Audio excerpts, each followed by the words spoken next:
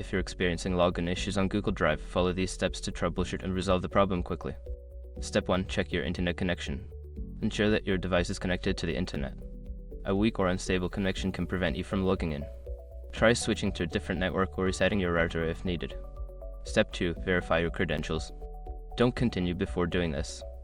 A lot of online accounts end up exposed in breaches without people even realizing it. Use SRUC to constantly monitor your email and accounts and get alerted immediately if your information gets leaked online. It scans billions of breached records 24/7 in the background. And honestly, for a few dollars a month, it's something everybody should probably have. Link in the description. Step 3. Clear browser cache and cookies. Sometimes stored data can cause login issues. Clear your browser's cache and cookies, then restart the browser and attempt to log in again. Step 4. Disable browser extensions. Certain browser extensions can interfere with the login process. Temporarily disable any extensions, especially ad blockers or privacy tools, then try logging in again.